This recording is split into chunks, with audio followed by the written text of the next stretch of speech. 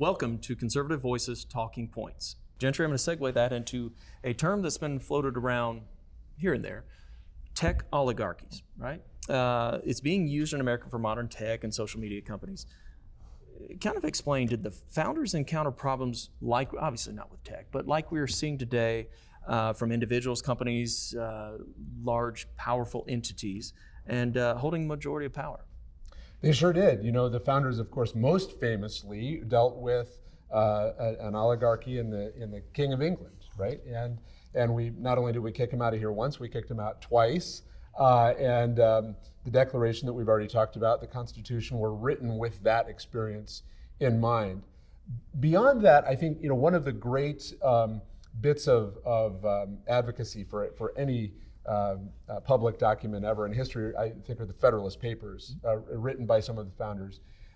James Madison in Federalist 39 talks about this very idea that we can never be controlled or governed by a small subset of the population. We cannot be, it can't be just a portion of us that have voice in the public square and have voice about how we're running the country.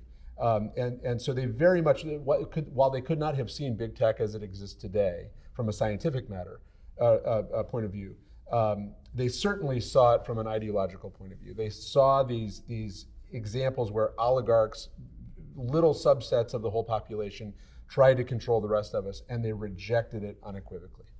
All right. Can you touch on a little bit of how they did that?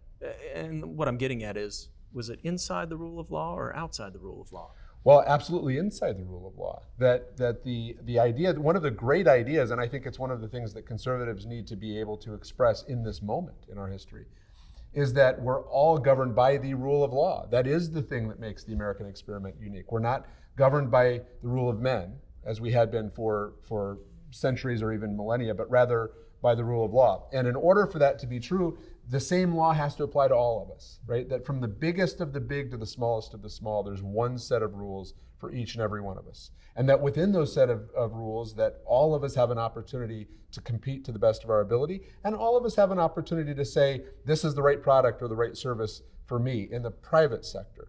That has to apply to the public sector as well, to issues like the way we run our economy, to issues like whether we have an equal opportunity to choose the best start in life for our kids when it comes to education, to issues like whether we allow a small group of tech oligarchs to limit and restrict access to the public square today. As conservatives, we have to stand up and say we oppose that, but we also have to be able to stand up and say we're for a better pathway for every American.